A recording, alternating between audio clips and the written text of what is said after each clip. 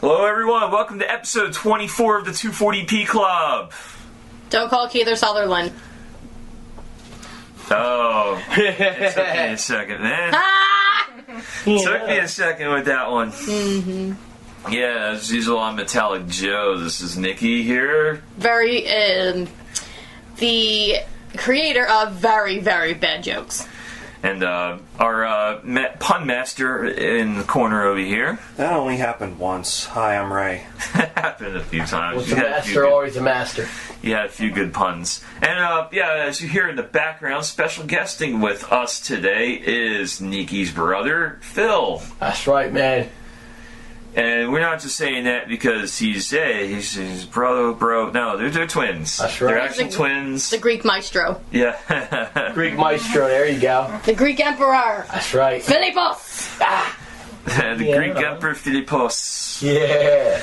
Anyway, our amazing podcast this week is all about the topic we hold very dear to us.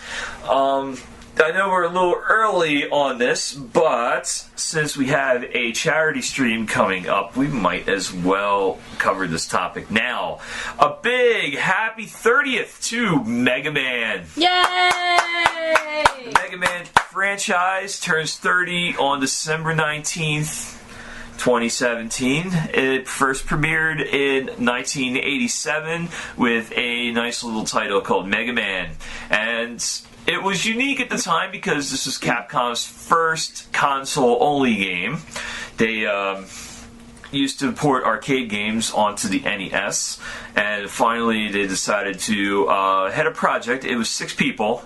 6 people were involved in the first Mega Man game, and they programmed their own console game, and it turned out fairly well.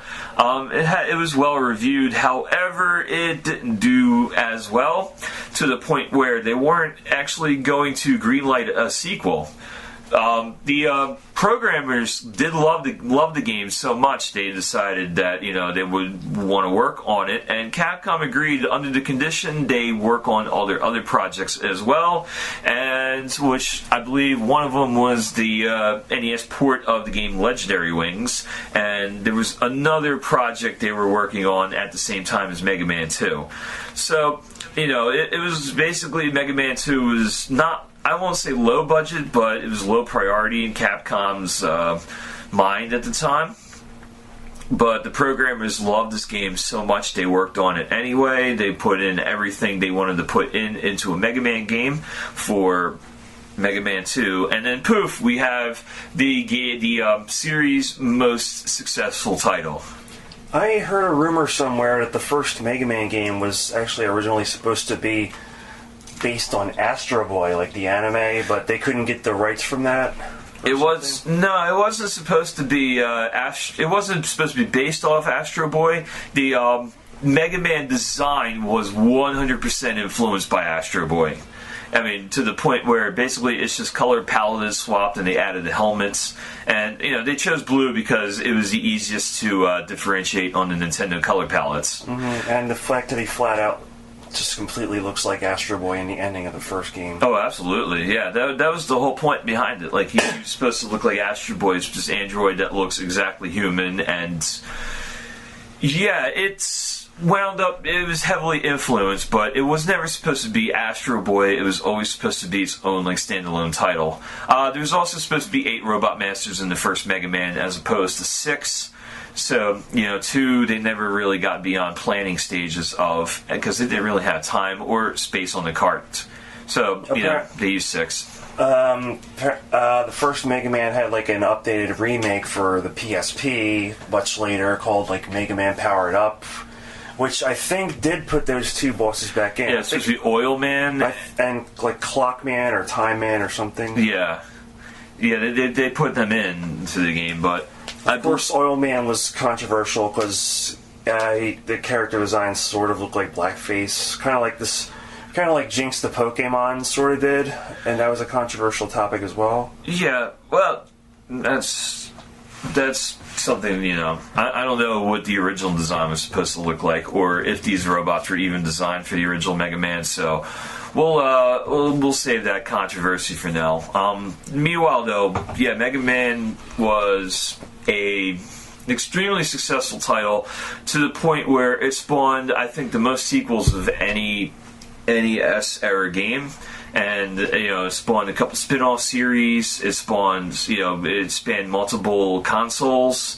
And even wound up basically evolving from 8-bit, being one of the last series to evolve to the 16-bit systems. And then after that, evolving into the 32-bit systems. And then skipping the rest of them for a 8-bit styled game released as downloadable, for the PlayStation, Xbox, and all those systems, called Mega Man 9. Which, very retro style. They made it in the style of Mega Man 2. No Mega Buster, no slide. It's just Mega Man and, basically a lot of jumping. And it was the game they wanted to follow Mega Man 2 with. But, we're throwing a whole lot of facts at you. Why don't we talk about Mega Man? What made Mega Man so special? Well, the concept of, having, multiple stages with bosses you could, do in any order and get weapons from them and then, use them against, the other bosses who would be, weak to certain weapons and strong against others. It was kind of a unique concept at the time. The basic formula was unique at the time. You get to choose your stage. You weren't just limited to, stage after stage after stage. And then you also weren't limited to, an open world like Zelda was. You had your choice of stages, you had your choice of robot masters, and it made the game easier or harder depending on what order you went in. So that was very unique at the time. What other aspects of this game, carted this game into today? Gamers today still want to play it.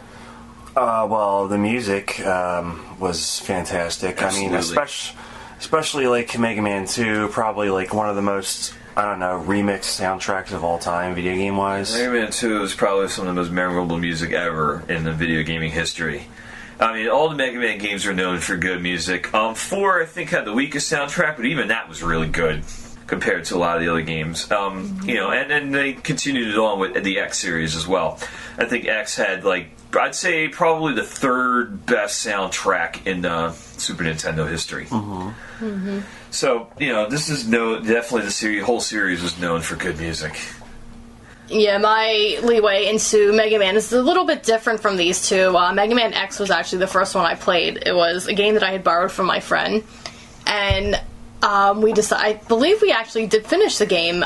It's been too long, I do not remember anything about the ending or so, and that's one game that I should finish on my own again. But I just remember the franchise was just so cool. It was futuristic. It was a little guy in blue just shooting everything in sight, and you had to charge a Mega Buster and all that wonderful stuff. And little Mega Man is just so freaking cute. Yeah, the design is just timeless. People are still wearing shirts with Mega Man featured prominently on it. I have a Mega Man plush. I have a little patch of Mega Man on my metal vest. For a franchise that hasn't had a game in quite some time, they're still manufacturing Mega Man patches. They're still manufacturing energy drinks called E-Tanks, which is power up in the game. Well, a lot of people are still playing it on Twitch. You go on Twitch anytime, someone is guaranteed to be playing a Mega Man game, whether it's X, whether it's 2, 3. Usually 2 is the most popular one, followed by 3. Mm-hmm. But someone's always playing a Mega Man game on Twitch, no matter what. And people, speedrunners have adopted this game as one of their favorites because there's so many different ways to improve on your time. So many different weapons you can use. You can challenge yourself by not using any special weapons whatsoever. There's so much, many things with this game. It's an absolute miracle, how timeless, especially considering Mega Man 2, especially considering they had all kinds of other projects going at the exact same time. So, they couldn't devote full attention, and a lot of these programmers were working 20 hours a day in order to, complete some of these quotas. And I remember racing home after school to watch the Mega Man cartoon. Mega Man cartoon as well, that was always fun. going back a little further, the Captain N cartoon with Mega Man, even though he had one of the most annoying voices in cartoon history, it was just basically grating. I don't know why they thought that was a good idea, but the Captain N episode I remember the most is it was a two-parter. They had something called the Video Olympics. It's stupid. They tie into the actual Olympics. It was basically like close to an Olympic year. So, they made the cartoon basically Captain N and his crew, which consisted of all Nintendo, Simon Belmont, Mega Man. I believe Kid Icarus was prominently featured in some episodes. They had them basically face off against the main villain, which in the cartoon was Mother Brain from the Metroid series, King Hippo from Punch-Out, and the Eggplant Wizard from Kid Icarus. They were obviously Wily was part of this too. He appeared in certain episodes along with Dr. Light, and they covered a lot of games. Wizards and Warriors was one of the big ones. Fact Xanadu, they covered just basically anything that was out for the NES at the time that they could acquire a license for to make into a cartoon, which most of these companies were more than happy to donate. Obviously, they weren't going to tackle Contra or, any of those titles. But, we're getting away from our topic here.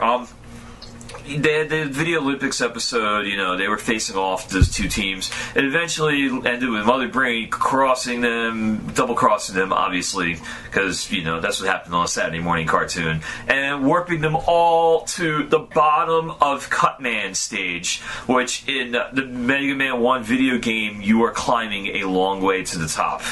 That was one of the parts of that stage. Basically, it's a lot of climbing levels. They made that into that cartoon, and it was amazing, including to the point where you had an energy meter, and they had 3 lives because they wound up getting killed by one of the Big Eye enemies at the end of the level, and appearing halfway down and having to climb all the way again. They incorporated the concept of lives into the cartoon. Which basically, it was a half hour to sell Nintendo products, just like, the movie The Wizard was. But the prominent Mega Man featured episode, you had another one where they challenged the bosses of Mega Man 2, a football game. And you had one which basically went through, which was new at the time, Mega Man 3. So it was like a big marketing tie-in. But those episodes were always the best ones of that series. And, Mega Man cartoon, built on that canon as well. I absolutely liked everything about that franchise up to that point was just pure gold.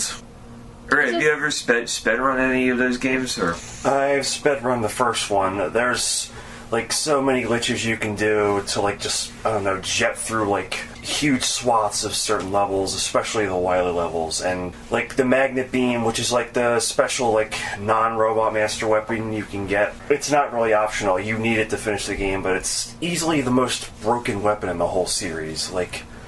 You can use it to clip through the ceiling and just warp to the other side of a long hallway or something. Yeah, there's a lot of glitches associated with Mega Man. The first Mega Man, because they didn't really get a chance to play test everything, especially back then when you had a staff of 6 people. Supposedly, the same issues were plaguing Mega Man 3. Obviously the most obvious one is, in order to test some of the stages, they had a mode that made Mega Man jump really high, which they accidentally left into the game, so you could basically plug in a second controller, hold the button on the right, and perform a super jump, which made you jump pretty much halfway across the screen, without having to use the rush coil. So, there was a lot of bugs associated with Mega Man. Speedrunners love these games, so.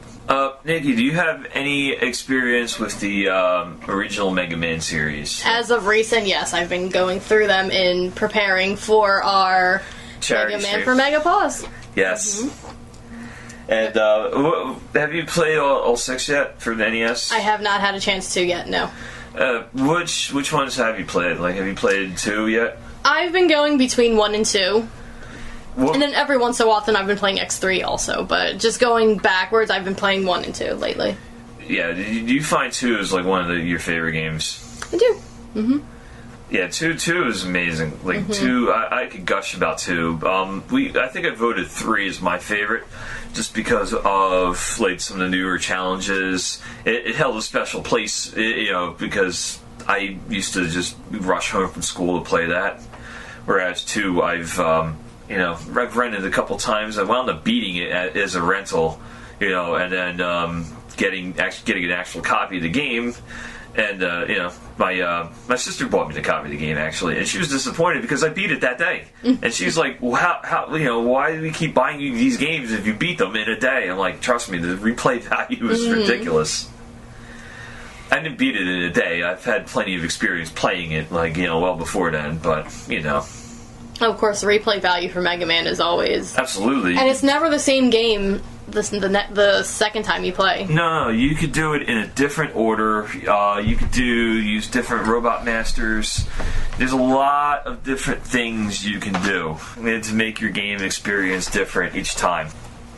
But we could talk all days on end about the Mega Man series, which we really can. It's definitely been very, very special to us. I believe that was even one of the games that made us even want to begin doing this podcast. Yes, absolutely. So much of us that's just dedicated to Mega Man. What do you think makes the Mega Man franchise so special? And it's hard to put our finger on it because it's like there's just so much about it. It's just hard to really put everything into word. It's a legendary series. The games are fun. The characters are fun. It just is. It just so cool. exists. It is amazing. Mm-hmm. And the concept of the Robot Masters, they get to be really creative with making these bosses, and a lot of the bosses are just really memorable. Even the lame ones like Charge Man, who's basically just a train. Even those, they give you something to talk about. It can be a very frustrating franchise, but the games are fun. But they're challenging. It's not supposed to be easy. If it's a little too easy, maybe you're not really having too much fun with it. Yeah, it was never supposed to be easy. It was just supposed to be fun. Mega Man 1 is one of the hardest games released for the NES. Not the hardest. I think, if you put, top 20, that would be in the top 20 for, hardest NES games. But that was the thing with Mega Man. It wasn't unfairly cheap or unfairly difficult. You didn't have a whole lot of, enemy respawns, crazy respawns.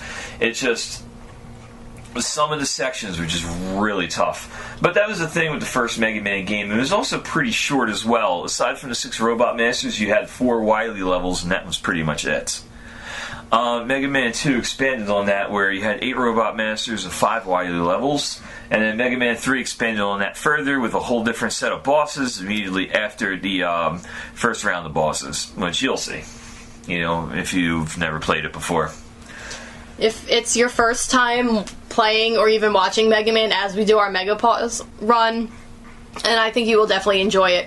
And if you do enjoy it, you can definitely leave us a comment, leave us a message, tell us what Mega Man means to you, or what you liked about it.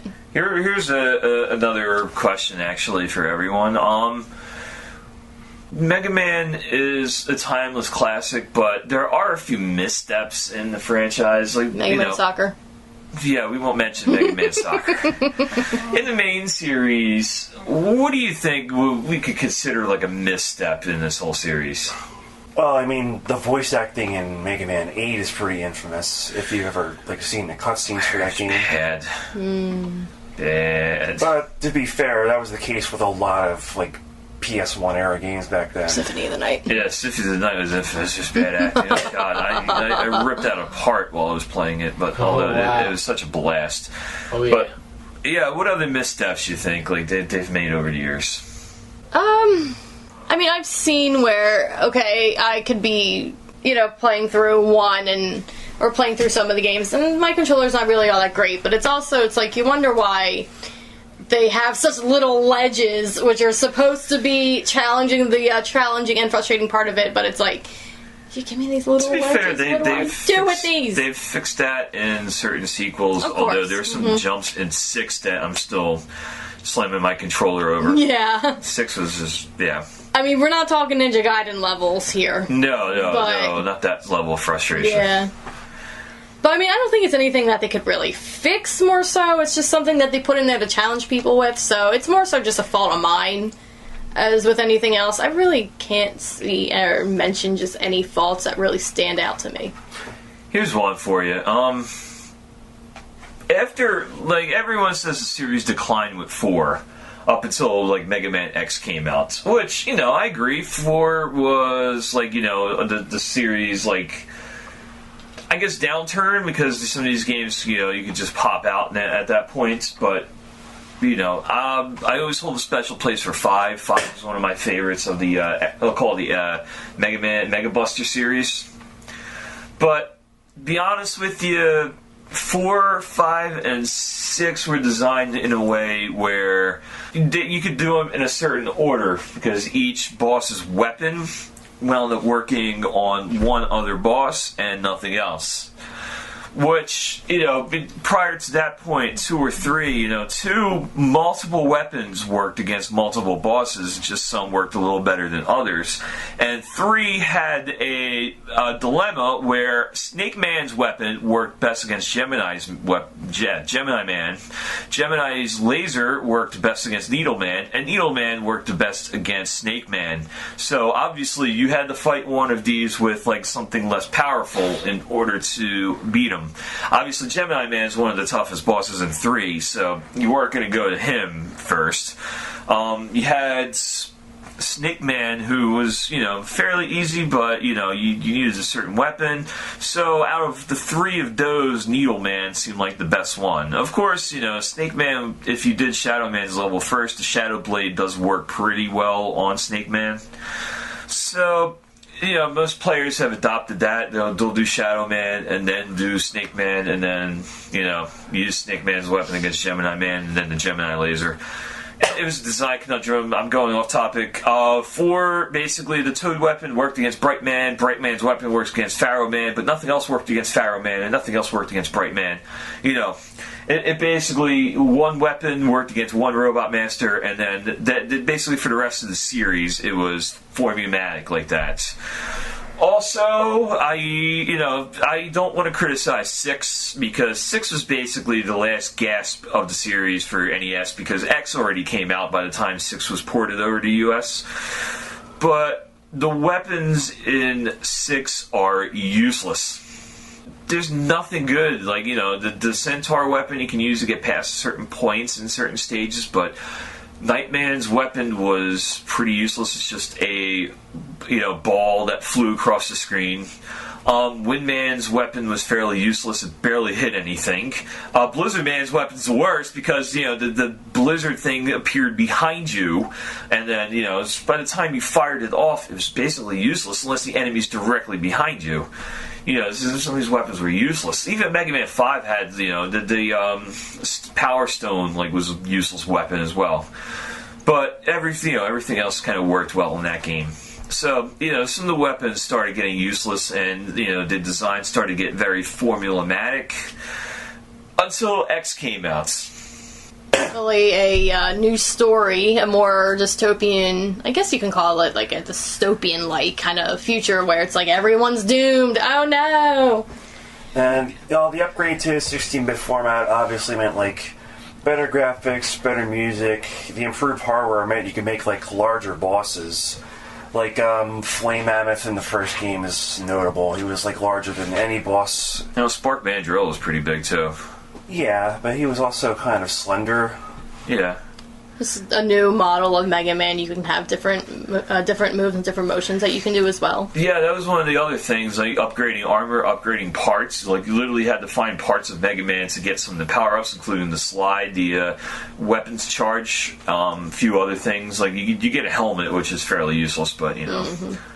And then we can also talk about just how cool Zero is. Oh, yeah. Zero is like an afterthought. Zero. You know, yeah. Zero was the original design of X, and, you know, they wound up not using it. They wound up using it more, you know, wound up using it as a support character. But the character was so popular, they've killed him off and resurrected him so many different times. Mm-hmm. We won't count 6 because 5 was supposed to be the end. Like, you know, 5 was supposed to be the end of the X series. But then Capcom went and made a 6th one anyway. But yeah, no, the X series breathes so much new life into the series. Basically, there's problems with the series getting very formulaic and very stale. They changed it for the X series. The new moves, new dynamics, basically new graphics. Beating certain stages changed other stages. It just totally added to it. And then 2 and 3 were along the same veins, basically, of the other two. It's just completely added to the everything. Added to the Mega Man franchise in such a positive way that people unfairly criticized Mega Man 7 when it reached the Super Nintendo because it was nowhere near as good as X was. But Mega Man 7 was a different series. It was back in the original era instead of the X era. But they made the most of it. They got influenced by Game Boy. We'll talk about the Game Boy games too, because those are fun as well. Basically, it got influenced by the Game Boy, version where you only started with 4 Robot Masters instead of 8, but then you gained the other 4 after you beat the first 4, which I guess made the game a little easier because you're not going to get stuck on a stage without weapon that you're going to need. But it did kind of kill some of the challenge of the game. 7 is the only one from the original series that I don't own a copy of. I mean, I rented it, didn't manage to beat it, but I didn't think it was really that bad. I mean, like you said, X was just a little bit more revolutionary. And like some things, like now there's an intro level, that ended up carrying over from X. For PlayStation, of course, Mega Man 8 ended up tweaking a few more things. Like now you have an inventory system and everything that you can use for upgrades and currency that you can get called bits, I think, throughout the levels. Yeah, well, they had that with Mega Man, starting with Mega Man 4 for the Game Boy. They started with the currency, and 5 carried that over as well. The Game Boy series was basically they just ported some of these over, had some of the most memorable bosses. So basically, it allowed you to fight the Mega Man 3 bosses with Mega Man 2 weapons, which was interesting. Although Mega Man 2 for the Game Boy was one of the easiest games I've ever played. Literally, I've sat down and beat it without any a blind playthrough.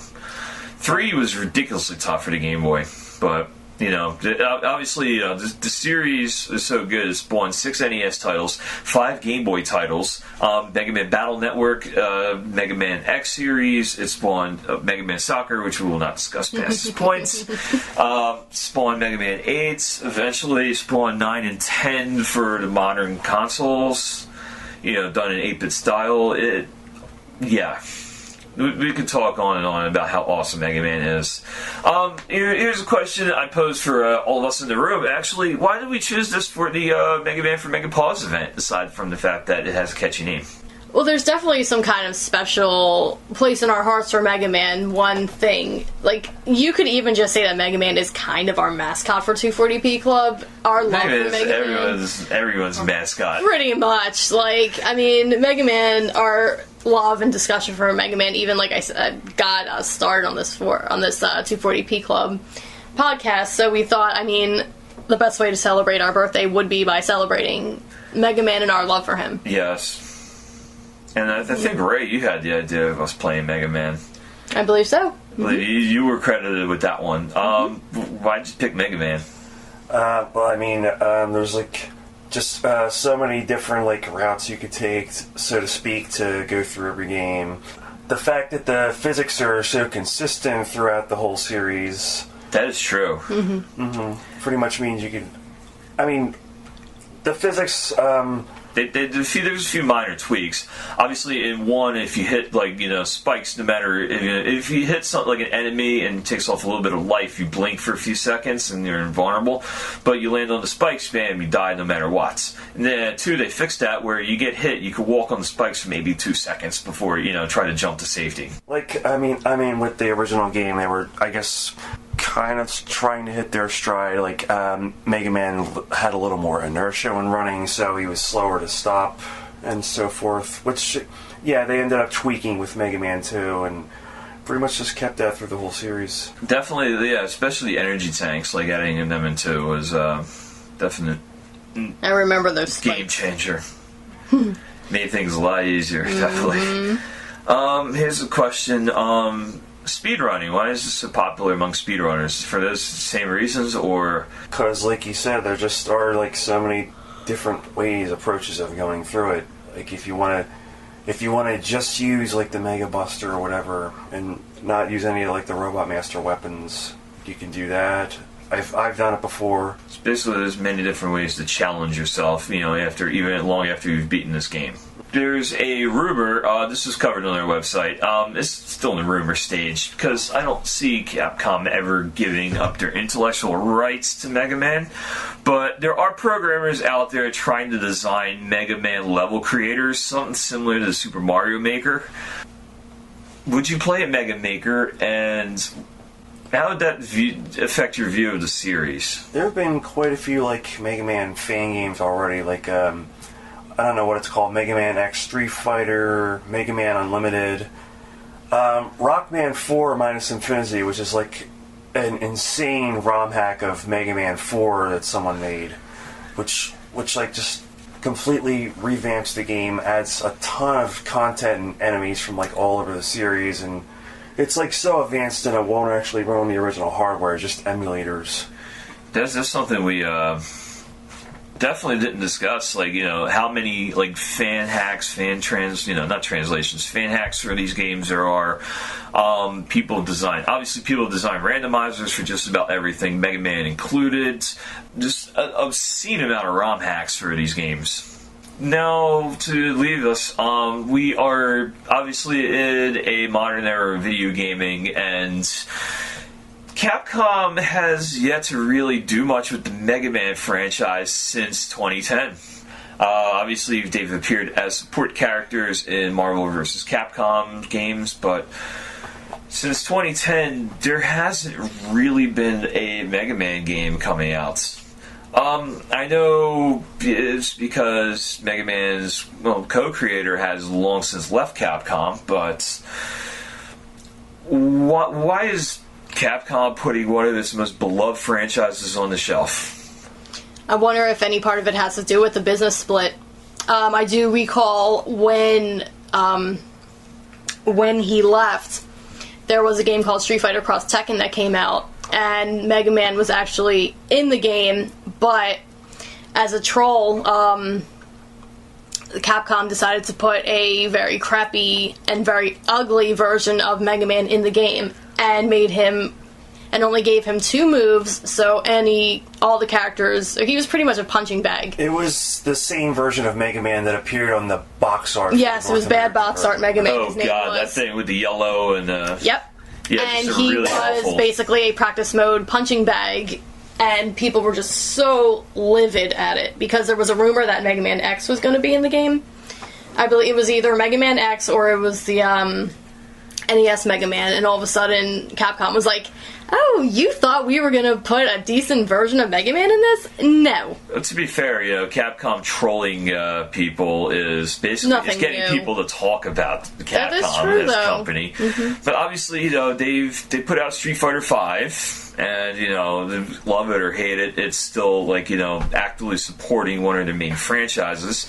But we have not seen a Mega Man game in a long time. What is Capcom doing? Are they scared? Do they want to put it there was a rumor that it was going to be a first-person shooter style, similar to Metroid Prime, that got canceled. But what is Capcom doing with their franchise? They've been doing this with a lot of their franchises. Basically, their main franchises that they're working on is Street Fighter and Resident Evil, more or less. They just keep putting out more Resident Evils, more remakes, more versions of Street Fighter. The DLC characters are still finishing up Season 2 of the DLC pack, and it's characters that people just don't give a shit about.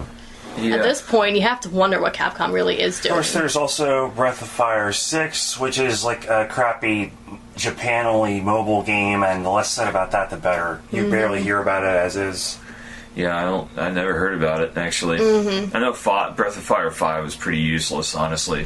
Well, it has a pretty big following, actually. 5? Mm-hmm.